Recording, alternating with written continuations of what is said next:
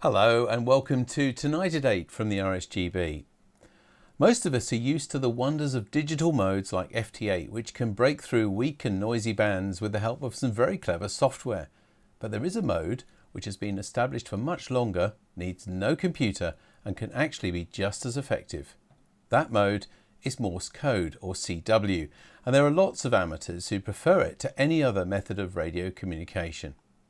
Tonight we meet two loyal fans of Morse, Eric Arkinstall, M0KZB, who is the RSGB Morse Test Coordinator, and Michael Topple, GM5AUG, RSGB District Representative for District 13.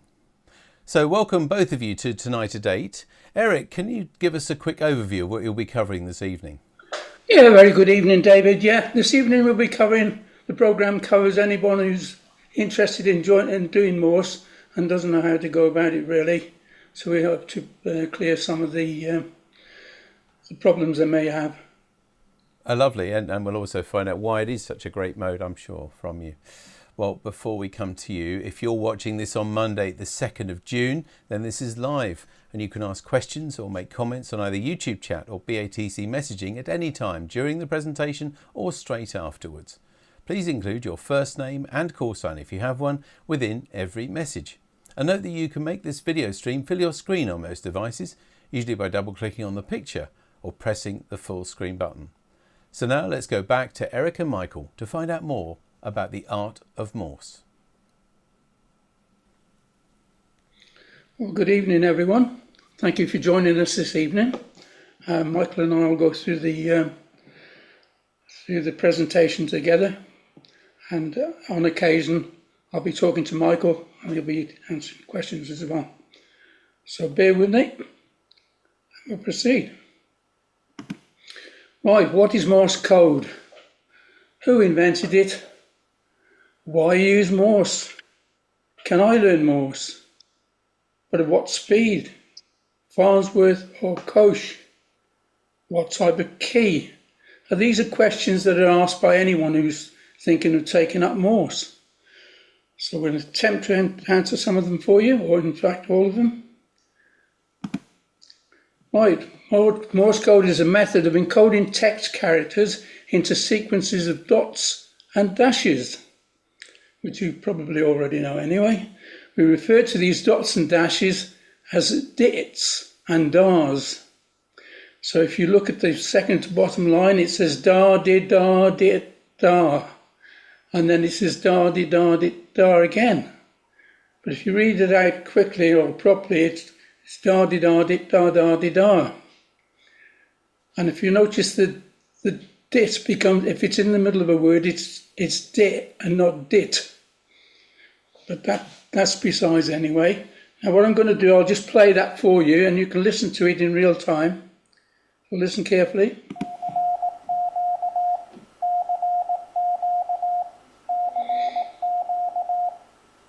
There you go, that's the most common thing you'll hear when you're listening for Morse code on your radio. And that's CQ. A very familiar sound listening to Morse. Right, back to the history of Morse code. Morse code was invented by Samuel Morse and Alfred Vail. Little is mentioned of Alfred Vail, but he had quite a lot to do with the Morse itself. Samuel Morse was a portrait artist and a part-time inventor. Vail was Morse's assistant, and Morse tried to find a way to match dots and dashes to common words. And he found this very difficult because there's so many common words. And but that came about because he was doing a commission, an art commission, and he was away from home, and he had a message to say that his wife was very ill with their third child. Well, Morse rushed back home, but by the time he got there, his wife had died, and not only that, she'd been buried. So Morse set out a mission to find a quicker and easier way to pass messages backwards and forwards.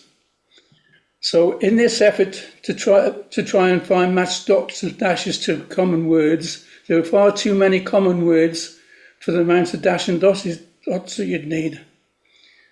And Alfred Vail stepped in and said, well, look, why don't you try the alphabet? Because there's only 26 letters in the alphabet, and the rest is history. So there you go. Right. Well, then Morse code was born. And maritime and aviation still use Morse code to a lesser degree, mainly for beacon and identification. Amateur radio enthusiasts use it extensively for SOTA, POTA, contesting and worldwide communications in general. And there's an awful lot of amateur radio enthusiasts, believe me. It's very popular at the moment. Can I learn Morse code? Well, of course you can. But there's one or two things you must realise before you start. One or two things to remember, sorry. One, you've got to want to learn Morse code. You've got to want to learn it. And two, you need to be self-disciplined. You can't do a bit today and leave a lot tomorrow. You've got to discipline yourself to do a little bit in the morning, a little bit in the evening, every day. And the other thing is not to try too hard. Little and often is the thing for that. And I'll always start with the simpler characters. It's easier that way.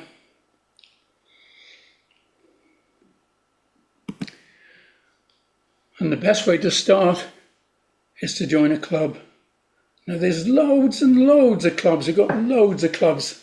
And nearly every club, or as far as I know, every club runs a Morse class. If you do happen to join a club, don't just stand in the corner saying nothing. Make it your effort to go out and find out who's in charge of the Morse and that you want to learn Morse code.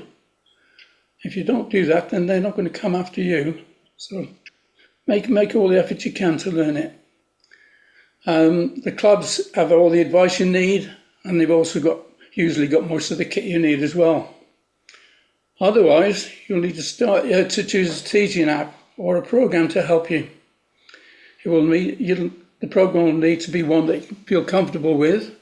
You might also consider taking an online course, and there are some really good ones about now, and they're all good. And the choice is yours, of course.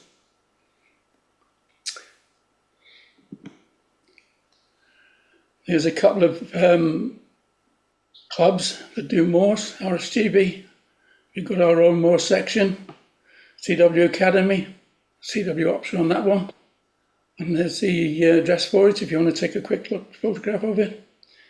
NARC, Norfolk, they do an awful lot for Morse.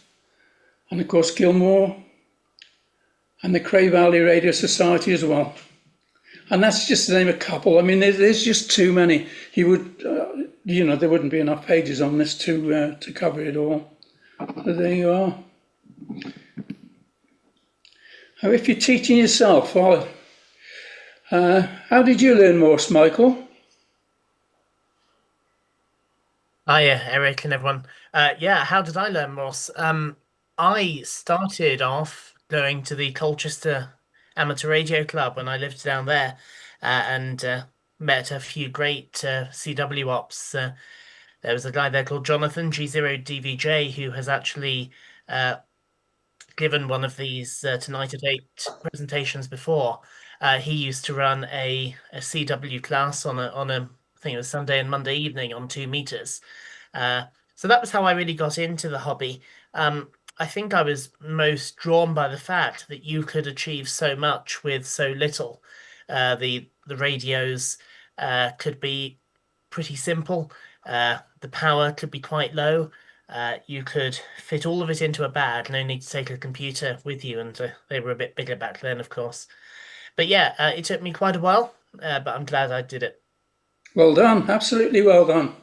Well, there you are. Well, if you're teaching yourself, you want to start simple and work up. Set a target of 3 characters per day if you can. Don't try too hard. I mean, the thing to do, don't overdo it, is the idea. As Michael said, it's not easy. It takes quite a long time. So don't expect to learn it in 24 hours. Start with something like EIS, which is just dit. And then HTM, which is dit. Sorry, dit, dit, dit, dit, that's right. And then da and da, da. And then you got O and A and N, which is da, da, da, di, da, da, dit. Now you'll notice A and N are quite similar, and more often than not, people will get them mixed up, and so will you. But don't worry about it, it's not a problem. So just carry on. And then you go through all the alphabet doing that. Getting these 9 characters under your belt will give you the feeling you're getting somewhere, which of course you are. Excuse me. But whatever you do, never give up. Right.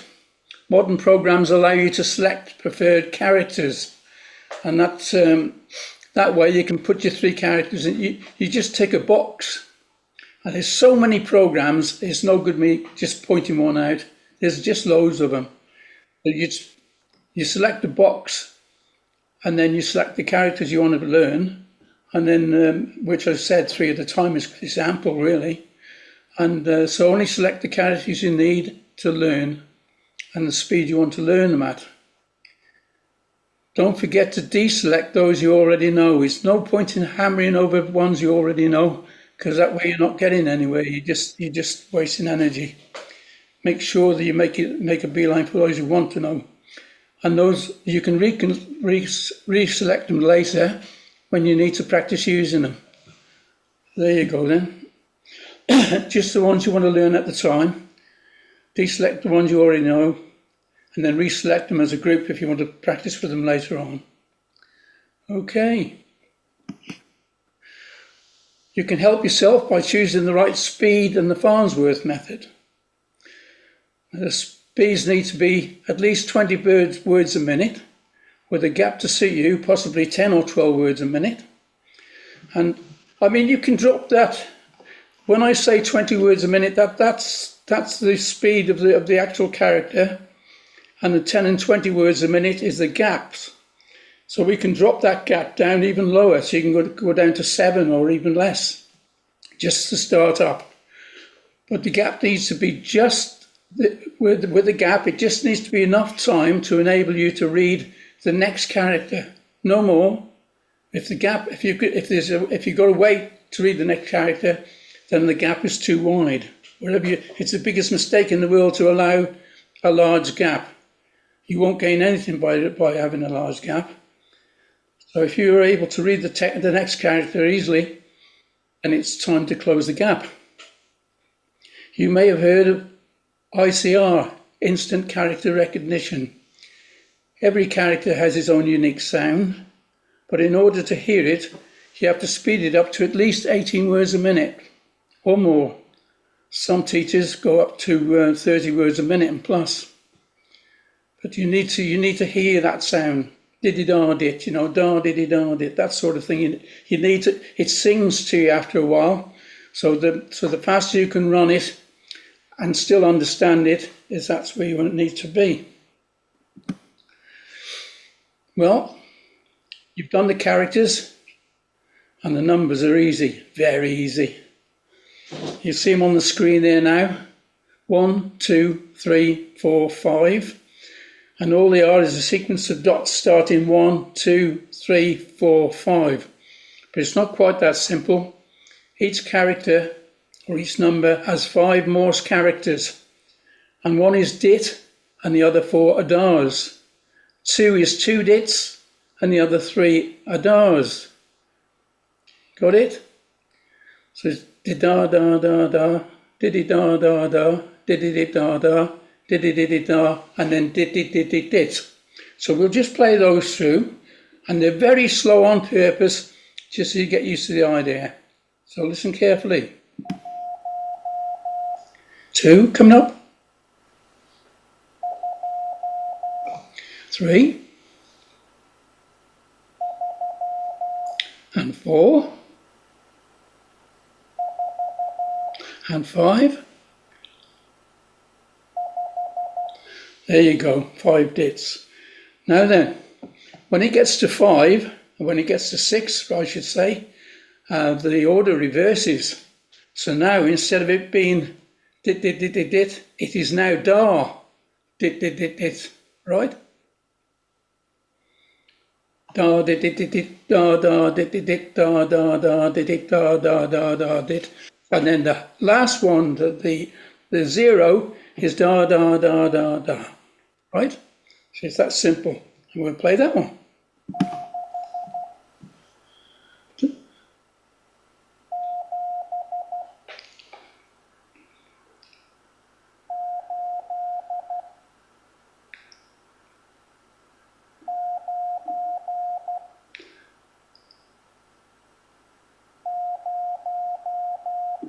There you go then.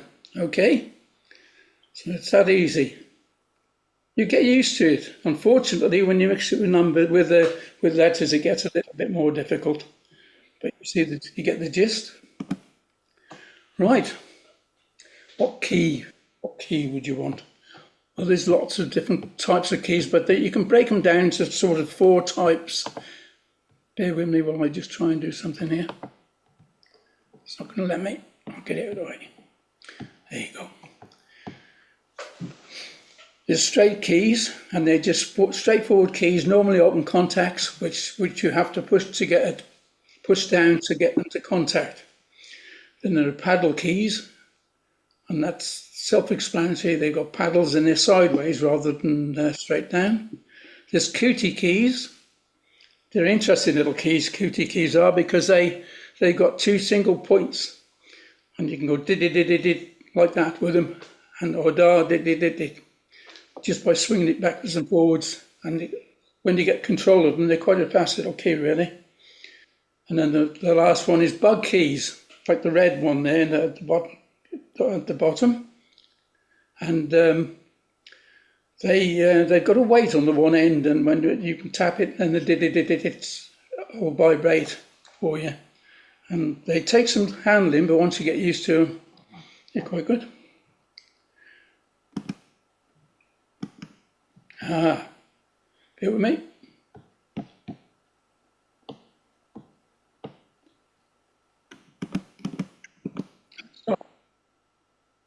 Sorry?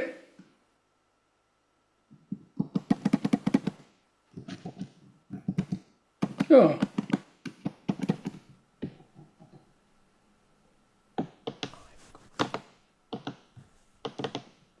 There we go. Bear with me. Sorry about that, guys. Gremlins. That's a straight key. That's a Kent key. They're built quite strongly. You can use them forever. They're a good key, good feel, and they're a nice key to use. And that's a straight key. And as I said before, the contact is straightforward. You just press down on the key, and it makes a contact. And you're in control of the dots and dars. Okay, or the dits and dars, shall I say? Now then, the next one that's a paddle. That's a bencher, and that's got 2 paddles on it, and you push them in towards each other, and the one side does dots and the other side does dashes or dits and dars, and when you push one side, it'll go dit dit dit dit dit dit, and you push the other side, it'll go da da da da. Now that key's an iambic key, but we won't go into that. But by the control of both keys, you can make it run straight through. But that's how they're an easy key to use. They do the Morse for you, really, and they are nice to use. And I think you use the side one, the side key, Michael. Yeah, that's right, Eric. I started off using a straight key. Straight key, yeah. Mainly because the advice that I was given at the time, and to be honest, probably the advice I would give now is that when you're learning, to be able to send on a straight key is a really good skill to have, because it means that you've grasped how to send at the appropriate speed with the appropriate spacing. But yeah, about 4 years ago now, I moved across to an iambic key, a wee bit like the one on the screen. And it is pretty clever with the iambic system. It requires your radio to have an internal keyer, or you can get an external one that goes in line, which means that you can send your letters, for example, like the letter Q, da da da da, without having to lift your finger off the paddle. It's quite a clever system. I've never tried a QT or a bug though. No, fair enough. And Michael can do 30 words a minute, no problem. There you go. Thank you, Michael. There you are then. There's two main types of key there. I mean, the bugs are out of your way, really. And so is the QT. So if you're looking at the one key on the top on the right-hand side there, the Kent key, and the one on the bench here, and those are the sort of types of keys you want to go for. A straight key is probably the better key to start with. Once learned, you never forget it. That's probably right as well. Do you think so, Michael? Absolutely. Yeah, as I say, it's what I started with, and it's a really good way to get into it, I think.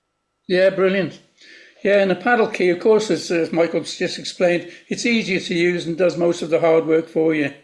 I mean, that's fine when you get proficient, but just for starting off, it's better to start simple and then work on to something more advanced. Either way around, I mean, you can usually get a second-hand key from somebody at the club, so that's why it's a good idea to join a club. It's usually people who've tried Morse and don't want to carry it on, and then you can have their key, or somebody may have passed on, and then their keys for sale. And they're all good. They last for years. Keys last indefinitely. Some of my keys are very old. They still work very, very well. Either key, you should acquire a good one. Always get a good key if you're going to get one to last you. Like anything else, you get a good one. It is going to have to last you for years of hard work. And high. So high is CW talk for laugh, incidentally. So if you see high in Morse, someone's laughing. Okay. Yeah, make sure you get a good key. But like I said, all old keys are good keys, and ex-military keys are very good. In fact, I've got an RAF one, and I've been using that for years, and that's really good. And they were built to last. Right, now, nearly everyone has an Achilles heel of sorts. What was your Achilles heel then, Michael? I'd probably say the number 7 used to always catch me out. I would often end up either sending the letter Z, da did it, without the extra dit at the end, or I would send some other letter or number. I think always having in my mind that 7 and 3 are opposites was quite useful, and that's something that you really see when you start studying the numbers. Is how they are symmetrical. If you're a visual thinker like me, you'll perhaps find that useful. Absolutely, yeah. Yeah, well, my mine was 8, funny enough. I mean, what's difficult about 8, you think? Da did it. Da did it even. And but there you go. It's just when it's mixed with something else, the brain suddenly gets brain freeze for some reason. But I think nearly everyone suffers from something that they don't get on with. Usually, I find with the people I taught that it's usually something to do with Q and Y or whatever, or something like that. Q is da and Y is da, you know. But and you can remember what those are. Incidentally, you used to say it. You used to say, "God save the Queen," da. And Y is YY, da. So you can sing them out really, and you can hear them saying that way if you listen for them. Anyway, like I say, nearly everyone has an Achilles heel of sorts. You know, the character you keep getting wrong or mixed up with another one. You'll soon recognise it and rectify it accordingly. I mean, when you're taking down, if it doesn't make sense, then use the other character you keep getting it mixed up with, and you'll find that works. And don't worry about making a mistake. Just correct it and carry on. The person on the other end has been where you are anyway, and all they want is just a contact from you. They're not worried if you make a mistake. I think nearly everyone makes mistakes anyway. So that's all there is to that, really. Just a did you know fact here. Did you know that Morse code operators can be recognised by their fist? Much the same as you can recognise people's voices, you can recognise people's fists, believe it or not. And that's a fact. So everyone has slight idiosyncrasies that are personal to each operator. They may be send BT, BT at the end of the line, da-di-di-di-da. It may be sent twice while people are thinking what to send next. They'll send da-di-di-di-da, da-di-di-di-da. Well, some people it's habit forming, so it gives a show away as to who they are. And then there's certain little gaps they leave and different ways they send one or two other things. You can easily say who it is. And so that's called a fist, recognizing someone's fist. It's recognizing their voice, in effect. So the word fist comes from telegraphist. So it's not F-I-S-T, it's P-H-I-S-T.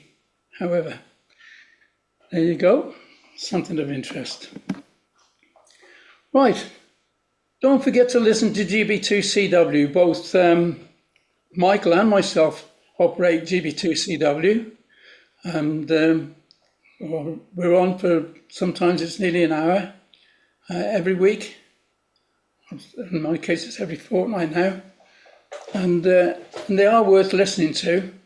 And if at the end of the broadcast, it's a good idea just to click a key or touch a Morse key, just to let us know that you're there, because nothing's worse than having transmitting out and nobody comes back to you at the end. So bear the thought for that one. GB2CW broadcasts Morse Code live on Morse Code live on most of the bands.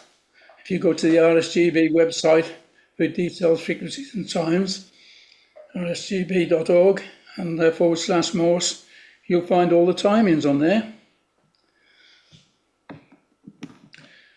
Right, please take advantage of the Morse Competency Project.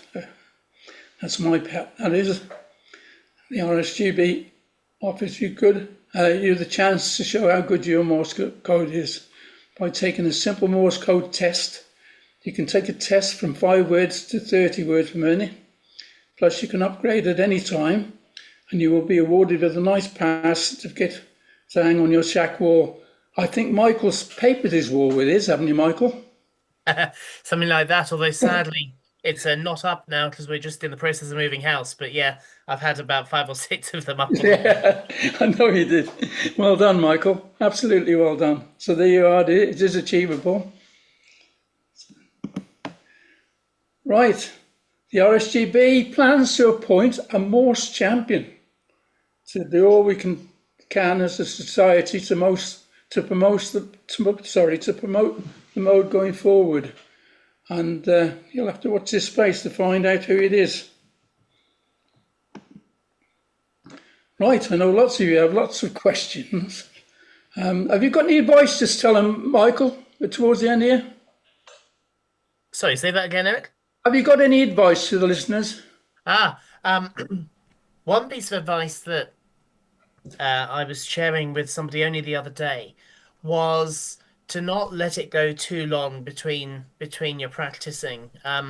You mentioned how there are a load of apps you can use nowadays, a load of websites. Similarly, when I was learning, there maybe weren't quite as many available, and we used to use the 2-meter QSOs on a Sunday and a Monday to help with the learning. But we used to find that sometimes the teacher would go off on holiday or the like, and it would be a few weeks before we got back into doing the CW.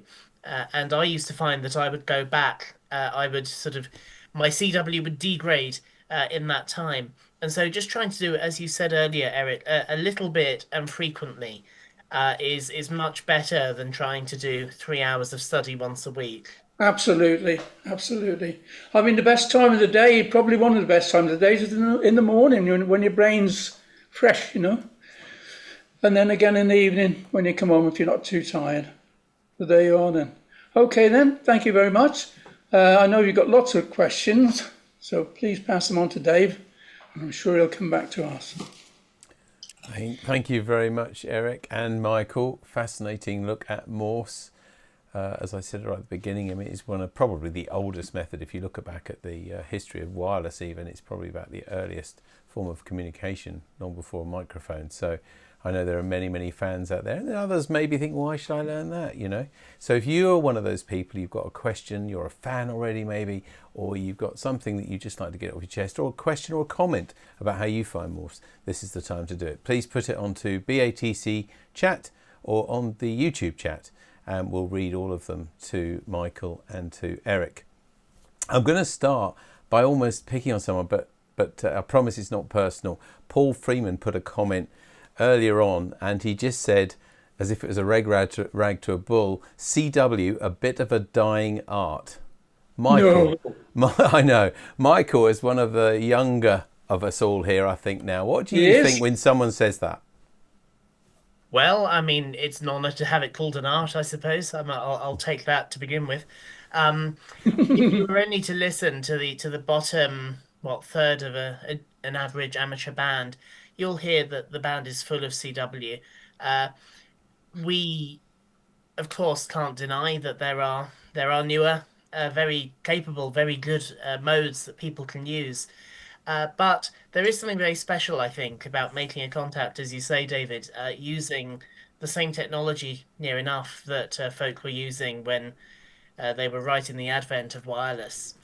I think as well, you only have to look at the numbers of de-expeditions that still make use of CW to see that having CW as a skill is still a really worthwhile thing to do, because there are some distant places where if you want to get them, you're going to need to pick up a key. Absolutely. Well said, Michael. Good. Well, you're both brilliant ambassadors for this part of the hobby. Now, we are getting a few questions and comments coming in, so really pleased to see that. Mike Taylor, just because he came next, Essex CW do online classes if there's nothing local to you, so theirs might be a way. It must be hard to do something like this on your own. I know when I tried to do a language many years ago on your own, it's rather difficult. So doing it as a group, which I think is what you said, Eric, is good, isn't it? Doing it in the fellowship of others. It's always better to do it with someone. Yeah, well, let's hope that helps. So thank you for that. Any other clubs that are watching this now, or any groups even, they don't need to be clubs necessarily, and you offer one in the area, pop it in the chat, please, with the area as well that you operate it from. Michael actually put a comment in the chat earlier on as well, worth noting that there are plenty of GB2 CW broadcasts that you can also tune into. And of course, that does help listening, doesn't it? Just like with languages, really. It does help to keep listening to it. Tim Rogers, 2E1 IIL, says, I've just started to use Morse Mania app and found it very useful. Have either of you ever come across that? Yeah, Morse Mania is really good.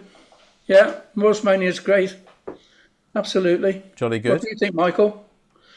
Not one that I've used, but I've heard very good things about it, yeah. Okay, so that's one to have a look at. Paul Tuddenham, sorry I don't have your call sign, Paul, says, totally unsolicited, I promise, but I have the tiny Kanga PT20 tutor, which I built from the kit, and it's great. As you will guess from my call, I'm something of an old-timer and use it to brush up, but I guess it might be something good to learn from. Have either of you come across the Kanga PT20? I haven't, not personally, I haven't, no. I don't know whether Michael has or not. Yeah, I think I have, and on top of that, I've come across another one which you can buy from AliExpress, among other places, which you can build, which has all of the advantages of the older style Morse code oscillators, but having a tutor built in. They also have a screen which will try and decode what you're sending, which is often useful to see how you're forming your letters, and it will set you challenges and tests. And so there are lots of things. If you go onto any retailer of sorts and try searching for Morse tutors, you'll find something. And particularly with Arduinos and the cost of small computers now, the cost of these products is just going down and down. Yeah, it is. Yeah, well, the one that Paul was mentioned, by the way, he's just put his call sign there, G3XFF. Paul mentioned this one from Kanga, where there's a company called Kanga Kits, which is a UK company, and they're making them. So if you'd like to make something as well, there's a chance of doing both. Stuart G3YSX, of course, from the RSGB board. He says, what about keyboard keyers? I personally find them much easier. Now, I don't know, frankly, because I'm not a CW operator, much to my shame, that what a keyboard keyer is. So please tell us what that is, one of you, please. Michael, do you want to answer that one? A keyboard keyer is a way of sending Morse code by typing the message on a normal computer keyboard. It's one thing to recognize that there are quite a few apps that will do this, that will send, and sometimes will also decode as well. They have their place. Yeah. I personally wouldn't suggest using them, but that's because I'm all in favor of learning the code and sending it using a key. But your mileage may vary, I suppose. One one app that I know a few people use is FL Digi, just as an example. Yeah, I used to use it one time. I mean, is it? I mean, I've also got colleagues in our club. I'm from Norfolk Amateur Radio Club, and we're quite keen on lots of aspects. Certainly, there's a lot of Morse fans here as well, and of course, very keen on contesting. And I know that there are people who just enter contests just using simulations, really, using computers and things. So, although I'm sure there's a place for them, are they a good way to start learning, or don't you recommend them? The best place to start learning is with Potter or SOTA, because the exchanges are very simple and very easy to do, and not only that, it's broadcast, so you can pick it up off the computer and see who's operating and know what bands they're on, and it's a straightforward contact, and it's very easy to do, and it's a good way of learning of getting on with Morse in the beginning. It's so simple. Lovely. Okay. That's one way of doing it. You'll be pleased to know we've got really lots of people watching tonight, and actually lots of people making comments and things. So I'm going to get through as many as we can. From RJ2 Para, they are enjoying reading The CW Way of Life currently. So I guess that's a book, is it? It's very good. Yeah. Yeah. Is that what it sounds like? A book about the way of life? Being if you're a radio amateur, and CW is just the way you like to communicate. Yeah, he's excellent. It is a good read. Yeah. Okay. It's quite funny in places. Lovely. Isabel, M7ISY, so a relative newcomer to the hobby. Welcome to the hobby, Isabel. She says, I feel confident enough to ask to try a real QSO with a friendly CW expert nearby to help with translating. I instantly got key fright and I was so nervous I kept miskeying. Any advice, please, from Isabel? Go on, Michael, you can answer that one. Yeah, it's a really good question, Isabel, and it's something that I think anyone who's ever set out to have a Morse code contact will have experienced at some point. This feeling of I've learnt the code, I've learnt the numbers, I know the letters, but just sitting down to send is a very, very different thing altogether. I guess there are a few things to bear in mind. First of all, as we all know, Morse code is not something you're born with. Everybody has had to learn it. And so if you're having a conversation with somebody in Morse code, even if they are a bit better at it than you are, they will have been in that place before. The other thing to point out is that I have never found a CW operator who has not been delighted to be helping somebody make their first contact in Morse code. It's a real privilege, maybe one that Eric has shared as well, when you're able to have a contact with somebody and right at the end they say, oh, by the way, that was my first Morse contact. Brilliant. And I would encourage you to try it. I used to say to some of my Morse code students that you're never going to become a good CW operator until you become a CW operator. It's only through that constant practice and experience and making mistakes and learning how to correct them. Absolutely, yeah. Sending those 8 dits as almost an old-fashioned form of backspace is something that I spend a lot of time doing when I send the wrong things. But it's worth doing, and you will get better, I promise. Excellent, thank you. It's lovely. Keep them coming. Stuart G3YSX has asked, what is the best way to learn cut numbers? That's a good question, really. I mean,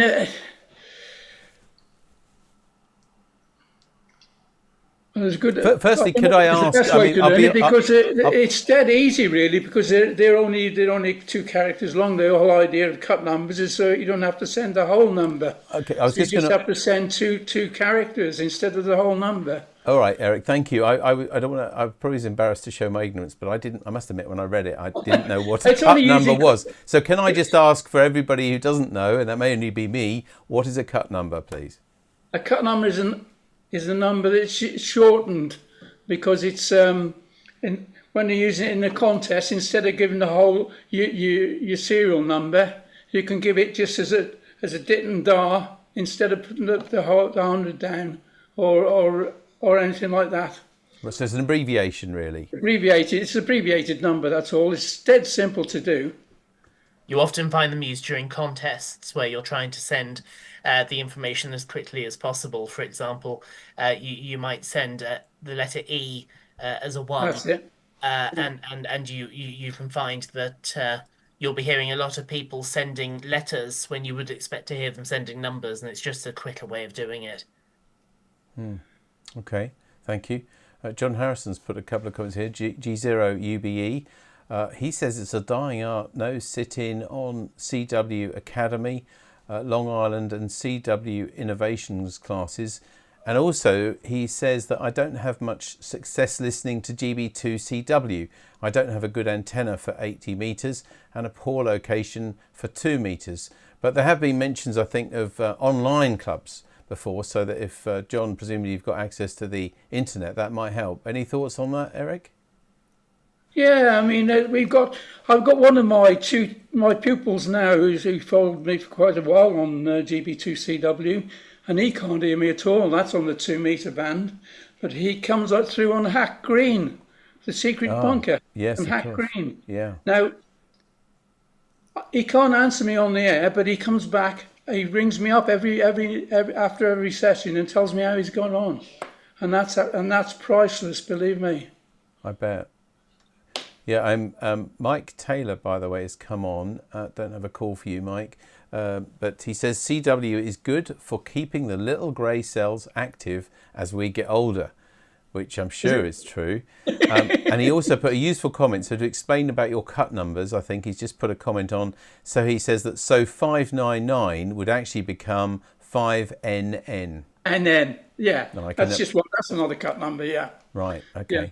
That comes a little bit after a little bit more experience, though, I think, probably. Keith M0KIL says, as an 81-year-old, I'm struggling to get up to a reasonable speed. Have you any tips? Thank you. Keith, that was. Individuals have different ways, you know. Without forcing himself to do it, and let's be honest, if he's enjoying his Morse as is, he wants to keep it that way. Age is not the big thing there. He's probably been sending the same speed for years. I don't think you slow down. In fact, quite the opposite, really. You get to a certain speed and you stay there, and you're quite happy at that speed. I mean, when you operate rag chews, for instance, you can only go as fast as the slowest one in the group anyway, and otherwise you're just going to leave them behind. And I think that if you're comfortable with the speed you're doing, why try and increase it? Okay. Any thoughts on that, Michael?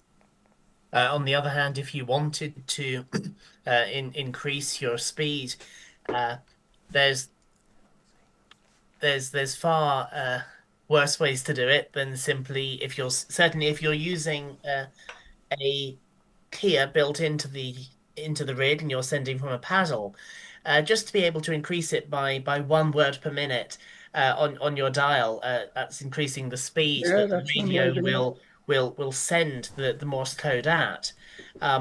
When you start increasing it, you'll find over a couple of weeks, if you just notch it up every so often, you will find that your brain begins to work. I have taught a number of people sort of in their sort of retirement years, and they've been able to get pretty fast. I suppose one thing, sort of as Eric says, is that the speed you send out has to be a comfortable speed for you, or else it ceases to be a joy. Yeah, exactly. Yeah.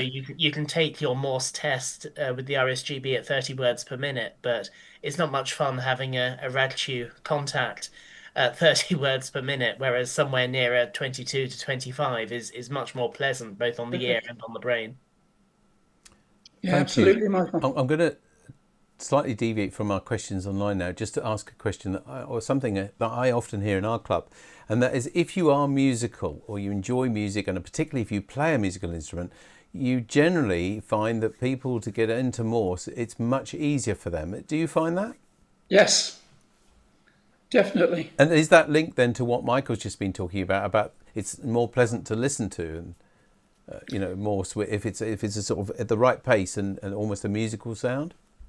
I think people like that think they hear the music in the note in the makeup of it a lot easier than a lot of people. But don't forget, no two people are the same anyway. As you know, some are musicians and some aren't, and the ones that aren't find it a lot harder than ones that do know music. Okay, thank you. It's worth remembering, I guess, that when you're listening for a Morse code letter, be it Q or Z or A or B, you shouldn't really be trying to listen for dots and dashes, for dits and dars, but rather, as Eric said earlier, listening for the whole character.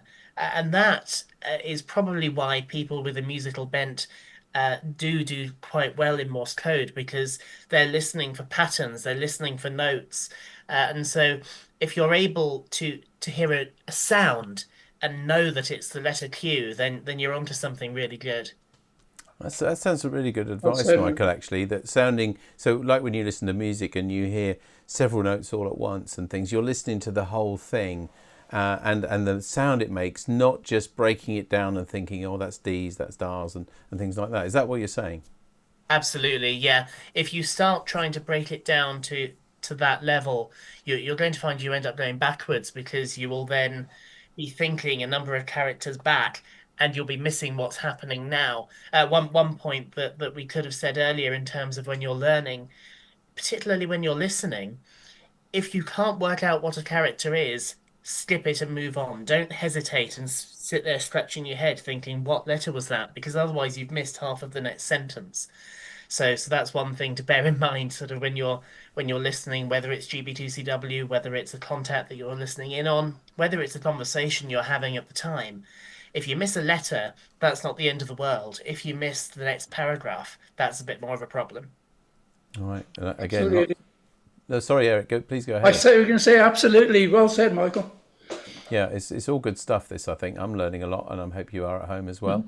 We're getting through the questions, but if you've got anything that you want to ask or make any comments, then please do pop them now onto the BATC or the YouTube chat.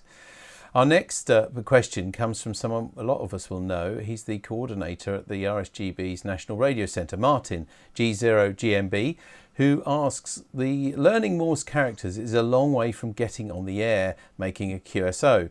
So are there any suggestions about procedural abbreviations and getting over those first QSO nerves? What was the last bit you said there, David? Sorry. Well, the last bit was, he says, any suggestions about procedural abbreviations, I guess things to make that a little bit less, a bit easier to get over, and getting over those first QSO nerves. That's really what Isabel was saying earlier, those nerves. Yeah, but procedural Morse, he's probably talking about Q codes mainly, I suppose. Yes, possibly. They started life as question codes. Mm-hmm. And they instead of saying my QTH, it would have been QTH, which meant what's your QTH? And they were question codes. The Q part of it is easy to remember because it's part of CQ. So you easily get to remember the Q piece of it. And the parts after it are easy to learn because you only use a certain amount of them. QSO, QSL, QRL. There's only about half a dozen at the most that you need to learn. And what about those?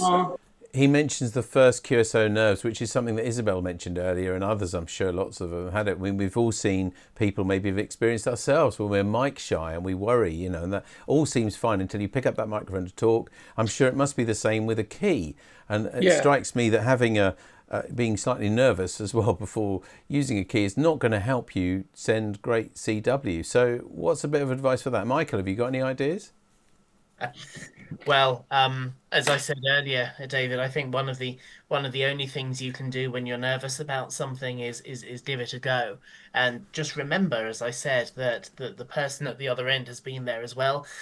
Sometimes it's useful to listen, particularly if it's a station that's maybe having a conversation. And you're just arriving, you're listening to the conversation. Try and work out the sort of things that he or she is saying. For example, if you're able to listen in, right, they're probably going to talk about their location, they're probably going to talk about their antenna. Then by the time you get into the conversation yourself and you fire off your call sign, they reply, you give your 5 nines or whatever it is, you then have an idea of the sort of things you might want to talk about. The reality is that Morse code conversations are often much more streamlined than their microphone counterparts. Not always, I should add. I've had some very bloated ones in the past, but often you'll find that there is less padding around. As Eric said, QTH Glasgow is a way of saying, yeah, I live in Glasgow. If you were to want to prepare yourself, maybe just writing down on a piece of paper by your radio, my QTH, my rig, all of these things, so that you're then able to send it off if you get a bit lost for words halfway through. Yeah, good stuff. Absolutely. Thank you both very much for that. Question now, I don't know the answer to this, but hopefully one of you might. Kevin M0MCL says, is there an RSGB CW buddy program? I guess they're talking about maybe a software program. At a guess, I'd say that the comment is more asking about somebody to work alongside you. Oh, I see. Yes, Maybe Kevin can comment further on, but if he is, that's not something I'm aware that the RSGB offers itself. It's something that you would like to think a local club might offer. Alternatively, people like Eric are really great contacts. So either contact him or your local regional rep with the RSGB. The chances are they will know somebody who is into CW who would probably be more than happy to give you some time to try and show you the hobby. There are, as has been said, the GB2CW broadcasts. There are the Morse code examinations. The examiners themselves are all CW ops, and so we're all scattered around the country as well. There are going to be people who know CW near you. It's just a question of putting you in contact, but who knows, that might be something that the CW champion can look at when he or she is appointed. I was going to say, you've led me lovely into that. Thank you very much, because it is someone that the RSGB are looking to appoint very soon. And if you know somebody who's would be interested in that role, if you go to rsgb.org/volunteers, then you can find out more about that role. If you're a passionate about CW or other things as well, but particularly at the moment of CW, we're looking for a CW champion. So that's where to go to, rsgb.org/volunteers. Thank you for leading me into that nicely, Michael. I think I was getting my head mixed up with program and program, because the next comment comes from Graham Bohr, who says G4FON Kosh program is very good. Have you heard of Kosh or Kosh or Kosh, maybe? Absolutely, it is. Okay. Yeah, it's brilliant. Yeah, G4FON, it's brilliant. Yeah, some people say Kosh, or whatever. And that's a software program, is it, Eric? It is a software program, and it's brilliant. It's absolutely brilliant. Lovely. But of course, a lot of other ones are equally brilliant, and you go on forever if you have to name them all. But that's definitely a very good program. I've got someone it should be worth it. Oh, sorry, David. No, you go ahead, Michael. It should be worth explaining that Kosh, however you say it, and Farnsworth are two ways of learning Morse code. The Farnsworth is the method that certainly I'm the most familiar with, which works by sending the letters at their normal speed. So say you wanted to learn how to be able to send at 15 words per minute. The letters themselves would be sent at 15 words per minute, but you would have greater spacing between them to give your brain Absolutely. more time to decode what you're hearing. So when you see Farnsworth, when you see Koch, however else you pronounce it, those are just two ways among many of learning learning the skill. They're probably two of the best ways, but there are others. Thank you. That's an ideal way to answer, actually. Fardal M0KZB has asked exactly that. He's put in there, Koch or Farnsworth, any suggestions? So again, just can you quickly, again, define the difference between those two methods? It's very, very good. The idea of the Farnsworth method is to leave a gap between the two letters, and but it's very important that you don't leave the gap too long, because if you leave a gap too long, you make it easy for your brain, and you don't proceed. You get stuck with that gap all the time. So you've got to bring that gap very, very tight. In actual fact, if you get 2 or 3 letters together that you're teaching yourself, you need to have the gaps so you can only just stretch the next letter. It mustn't be easy to get to the next letter, because that way you're not learning anything. And that's where Koch and Farnsworth are slightly different. Koch is using 2 letters together, whereas Farnsworth is just using the gap. So Koch would be teaching you, for example, the difference between E and M, a dit and da. The 2 letters would be sent at the full speed that you want to learn, and you would just be learning those 2 letters, and so you would constantly be hearing a dit, E, da, M, and until you get 90%, I think it is right, Yeah. you don't move on to the next letter. So again, it's one of these things of horses for courses, but they are the two ways that most people speak about. Lovely. Well, hopefully that's helped Fardal and others as well who wanted to know the difference between those two. Another recommendation here, Laura MM7BFL says the Morserino is a great Morse code trainer. That's what she's found. Paul M1AIB says CW is a great way of engaging with the youngsters and some of the adults that come through the NRC. They love playing with the keys we have on the front desk. So well done for your work at the NRC. Absolutely, well done to them, yeah. Absolutely. Costas ON4RAN says, I've noticed that my 12 to 13 words per minute skill is not particularly appealing to the majority of the fast Morse operators, especially when contests take place.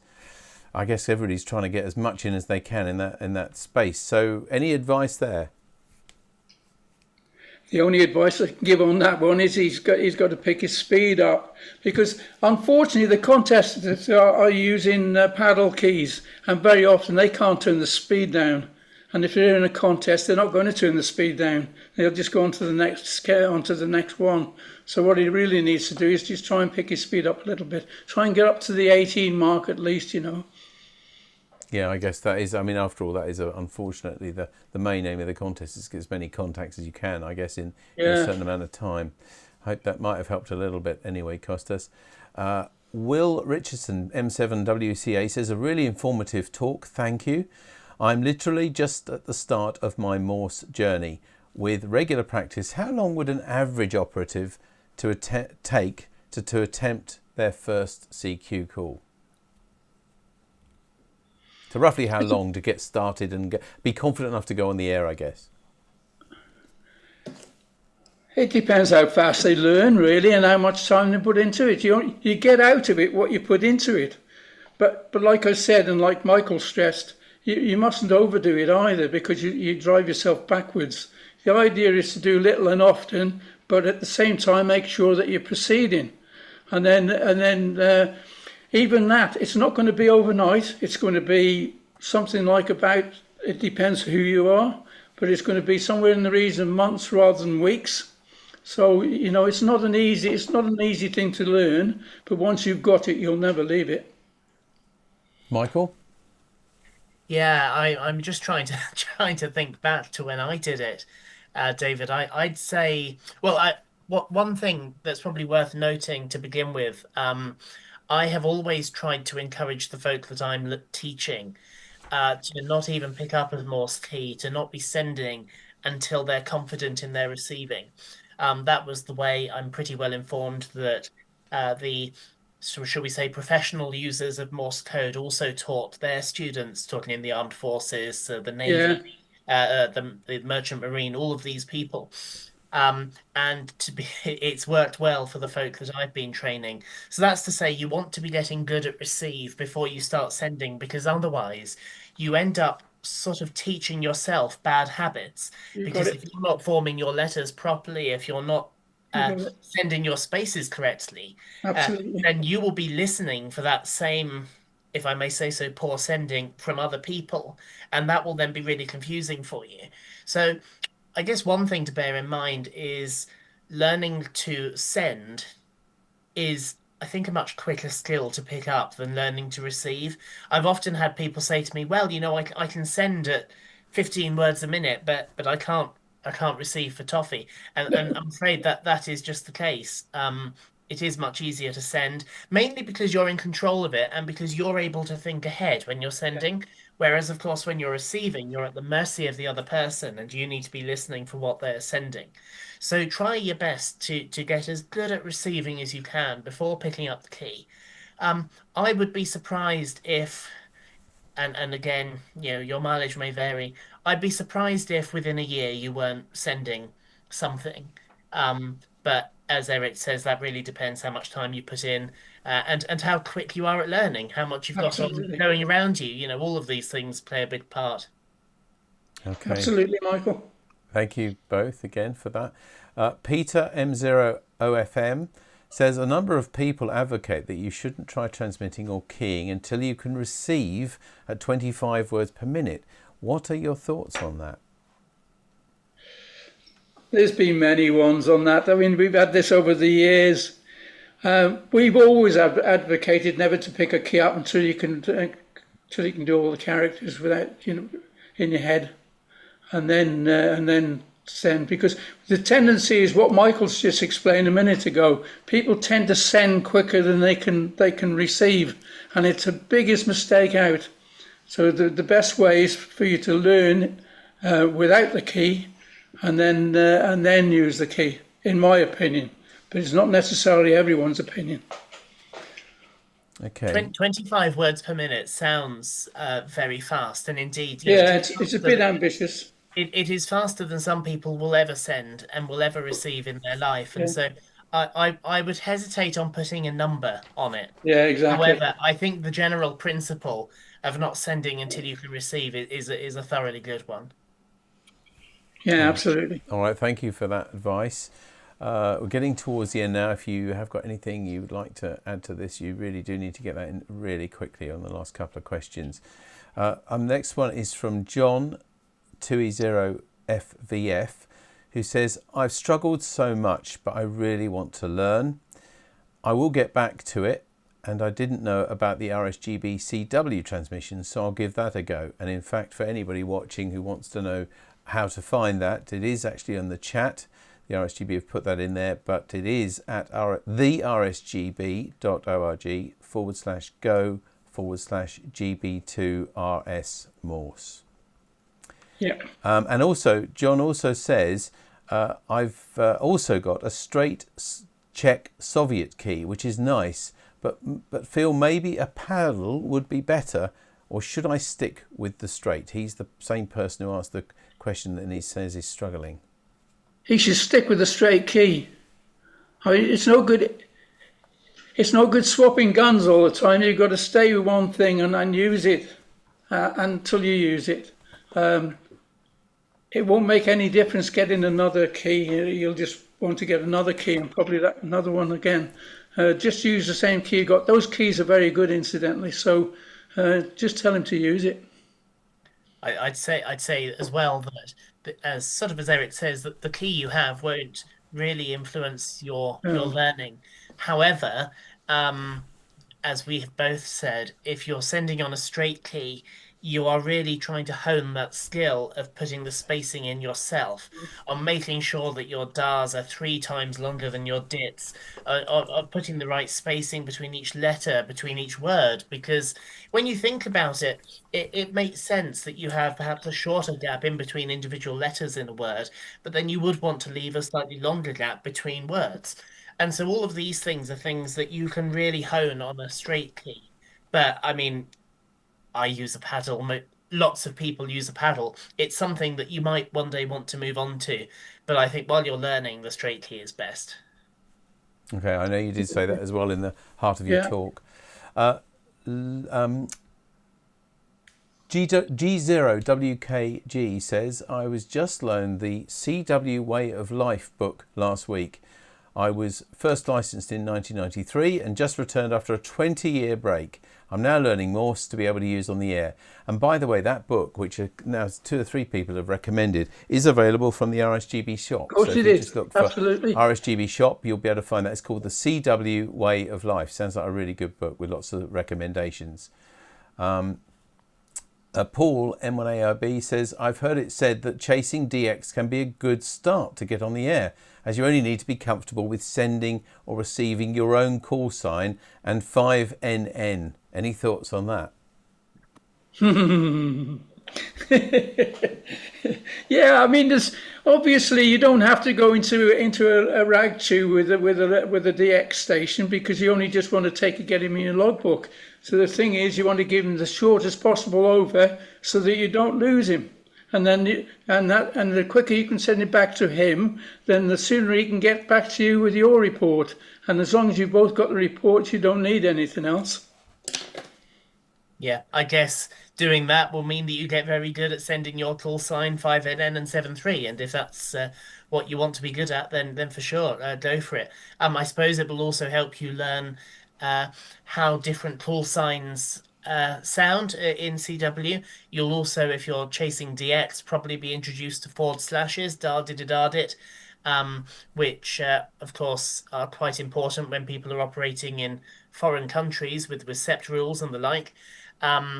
Because one thing that wasn't mentioned in the slide deck was some of the grammar and the other characters which we send. I know one of the other comments asked about pro signs and the like. I don't think he Yeah. used the word, but for example, sending AR, didar dit with a bar across at the top at the beginning of a conversation. These sort of things are things that you just pick up, but equally, you will find them in, I'm pretty sure the RSGB handbook has a page on Morse operating technique. I might be a bit out of date there, but certainly the copy I have does. Okay, thanks a lot for that. By the way, as well as all these questions and comments, there's lots of people enjoying this so much. For example, Dave G4NOW has just said, thanks to all the presenters, well done. So lots of people enjoying this, really is. It's a long time since we've had a Tonight at 8, in fact, with so many questions, so that's wonderful. From Alexander now, and I did see his call sign, M0KZB says, what is a reason to use RST instead of RS scale for a QSO in CW? Say that again, David. What is the reason to, or what is a reason to use RST instead of RS scale for a QSO in CW? Why would you use RST instead of the RS scale? Well, it's just because the T is just for tone. Okay. And the old keys used to have a tone, a different tone, through the valve system. And they used to make all sorts of horrible noises, and they were given a count on it, Okay, well, that's good. Well, maybe someone who's as an M7 has just started and didn't know, and Mike Taylor actually came back and also helped with that answer. So thanks very much for that. It used to be said that some of the stations that were operating ex-military gear, particularly I think Russian stations, often used to have a chirp on them. Chirp, exactly. And it's sort of hard to put into words exactly what that sounds like, except that it doesn't sound like a sine wave, which is, of course, what you're listening for in a normal contact. So that's to say the tone of the Morse doesn't sound pure or clean. And so the T in the RST is just a way of sending that. In reality, nowadays, most of the time you're just going to be putting a Don't 9 use in it, place of that exactly. Yeah, it doesn't apply really. Okay. Good now. Getting towards the end now. We had lots more questions come in. ADG6AD says, I agree that this is a bit controversial, I'll warn you now. He says that I agree the power of CW over SSB in marginal conditions is amazing. But outside of contests and DX chasing, I feel CW is a slow and frustrating way of making contacts. I think I'd have to put then, what are your thoughts on that? Is he a CW man or not? I'm not sure reading that, but I've read it to you Doesn't verbatim. sound like it, does it? Well, I mean, he's probably just making that observation, as I mentioned in my introduction, you know. That Oh, there's room for everyone. exactly, there is room for everybody. But, you know, I'm sure we all know that CW is an old art of radio, and there are some incredible things you can do with computers and code and things now, and FT8. But this still is a wonderful way of getting, you know, legible messages over, isn't it? When you just haven't got enough to hear a voice. But Yeah. so I mean, maybe that's a comment, or maybe it's a statement from AD. I don't know. I mean, if people saying it's old, if already trying to say if it's old hat, then we still ride horses. We still sail boats. We like still that, sail boats. Well, that's very true. And there's no need to do either of those. No, well, They're dated. Michael, what about you? From a young, if I could call you, I won't call you a youngster, but from a younger point of view, Michael, you know, this is something which I think, Morse, it's fair to say is something that's seen maybe by the older guys and girls that doing the hobby. What do you think, Michael? You know, I was thinking along these lines a few weeks ago for another part of the hobby I'm involved in with packet radio, and somebody was effectively saying, "What's the point of it?" And it really got me thinking, David, what is the point of it? And I've come to the realization that in lots of the things that we do in amateur radio, there doesn't necessarily have to be a huge point to it. And Exactly. I say that not to try and do any of the bits of the hobby down, but we all know that we could make a contact over a telephone far quicker and far easier and probably far cheaper than we could using amateur radio. And so I always try to take utility out of the conversation when we're talking about amateur radio, because we haven't really got a leg to stand on in terms of utility. What, however, Morse code does is it helps us in our own self-improvement. You know, we used to talk of amateur radio as a hobby where we would try and learn things, where we would try and discover things. And don't get me wrong, we do that in a number of ways, not just Morse code. However, Morse code, I would argue, is still a very effective way to learn something interesting, something that can be put to use. The arguments about Morse getting through when some other modes don't is a valid one. Of course, it isn't the only mode that gets through. Lots of the FTs and JS modes will get you through in even weaker signal strengths. But, you know, I just come back to this thing. It may not be the quickest way, it may not be the fastest way, but for me at least, it's the most fun. And we still have horses, as Eric said. I love that as an answer. I've never heard an answer like that. I think that's brilliant. Well done. This is our 60th programme actually tonight. It's our 60th tonight, and I've certainly never had an answer because and there are lots of people, by the way, just putting in here, and these are great answers, and there's nothing wrong. Maybe even AD had a slight tongue in his cheek when he asked it, but absolutely. Yeah. Paul M1AIB says, just because we can. Robin M0JQQ, why do we do it? Because we can. And AD has actually just come back this second and said a great answer, by the way. So there you go. Well done. You've covered that. We are really getting to the end now, I know. I just, from a comment from Kevin M0MCL, I find you often find slower operators at the higher end of the CW portion of the band. So he's just suggesting, I think here is advice, a good place to listen if you're listening for a QRS QSO. Yeah, absolutely. I mean, there are specific bands, FIS and people like that have got lists of the bands, and there are set bands for what people call slow Morse, but don't forget, slow Morse is probably above 12 words a minute or around about that area. So it's not necessarily slow. to what people would think it is. But it is slower than and as he's quite right when he says that. The higher side of the bands. And it's something to think about as well for some of us who maybe don't get on the radio very much and things, but in my club in particular, we try and put on public displays on things like Science Week. And one of the things that is still a real draw to young people is Morse, because it's very hard, I think, to impress young people, particularly when they have such sophisticated phones and tablets and computers and the things that they can do. How on earth do you impress them with our hobby? Well, we've always found, and we still found it, we did a big science event this year in Norwich, that having a display stand and showing youngsters Morse code, something they can do as well that maybe their parents can't do, and things, and they just love it. Safely sending messages and things to each other. We print little certificates out actually and put the Morse code on the back, and we have a Morse proficiency certificate on the front, and we just sign that, whoever's working with the youngsters. That's a really good thing if you're in a club and you're trying to find a way of engaging young people. Even now, 2025, we found that really successful. I don't know if you've come across anything like that. I do display at Cosford Air Museum, and for the club, for Telford Club, and I set out all the keys there, and the kids that are coming, there's just hundreds of them, and believe me, most of them aren't even British, and they really enjoy the Morse, and anyone will tell you that. I'm very busy from the time I get there to the time I leave. I don't get a chance to stop. Yeah, we were just the same, Eric, and it is a really good way of getting. So they even love if you it. think Kids love it. It won't do, it really does fascinate young people. EI6LI says practice, practice, practice, which you certainly also stressed in your talk, didn't you? G1 CPU, when learning CW, should you copy in your head first or write it down? That's a good question. That's a good question, really, because it's important.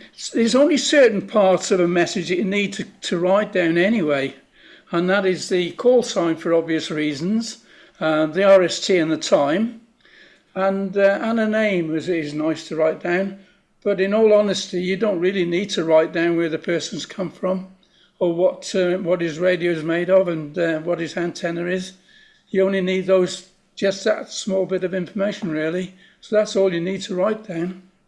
I think I'm right in saying it's either the Long Island CW Club over in the States or CW Academy, and I should know which one. I apologise. Yeah, Long Island is brilliant. One of those two do a course for head copy. It is seen as quite a thing to be able to hold the conversation in your head.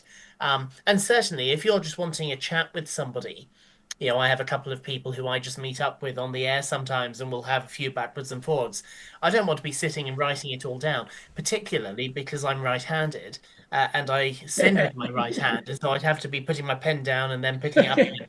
And if you're just listening and having a chat, then to be honest, you probably don't need to write it down. Yeah.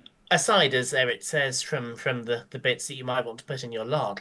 On the other hand, though, particularly if you're learning, if you are wanting to keep detailed accounts of the people you're listening to, but most especially if you're learning, then writing it down is no bad thing, particularly if there are details you can then go back and check and say, oh, did I hear that right? Is his QTH really Paris? To then go and find out that he lives in Berlin, you'd work out that you misheard it somewhere. Yeah, I agree with you there, Michael. Yeah. Thank you. We really are coming towards the end now. Laura MM7B BFL. More efficient is a question, I think. More efficient to learn on a paddle or a straight key as you learn and get on the air as soon as possible. You did talk about the difference between those two keys at the beginning with the straight and the paddle. But if you're trying to get on air as soon as possible, is there a right or wrong key to use to start learning?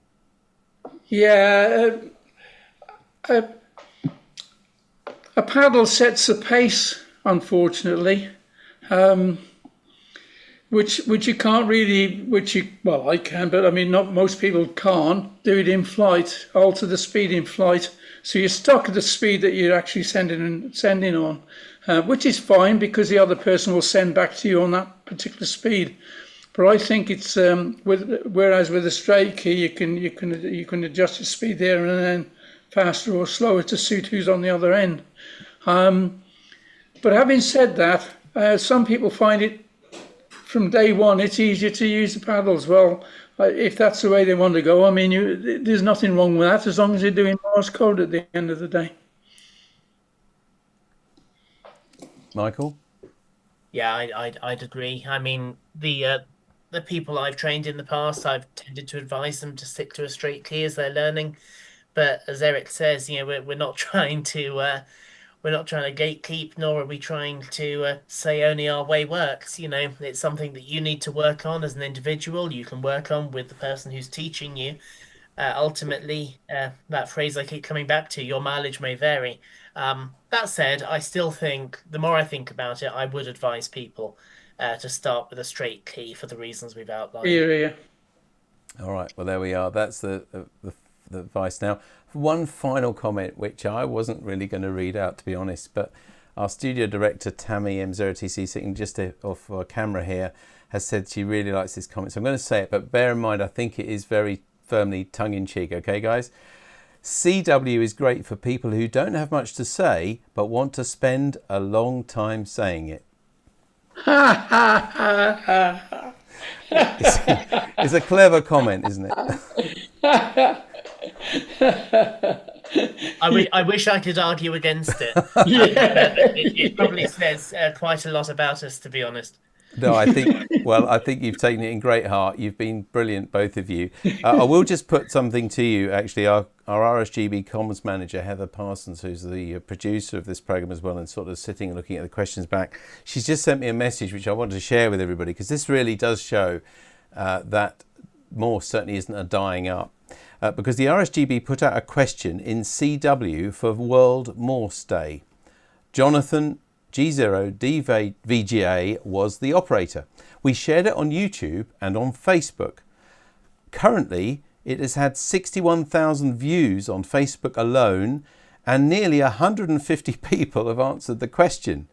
So there are some great answers. So go and find it and give it your answer. And you can find that either by going to our YouTube channel, which is youtube.com/the RSGB, or facebook.com/the RSGB. So there we are.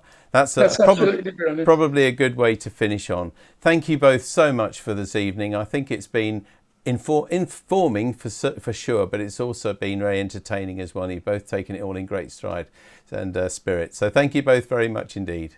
Thank you, David. And thank you, Michael. Thanks. So thanks again to Eric Arkinstall. Thank you, everyone who's looked in. Certainly, thank you. So thanks to Eric Arkinstall, M0KZB, and Michael Topple, GM5AUG, for a great talk tonight. And also thanks to the team who helped put this series together behind the scenes. Well, we hope you've enjoyed this Tonight at 8. Why not click the thumbs up on YouTube if you did?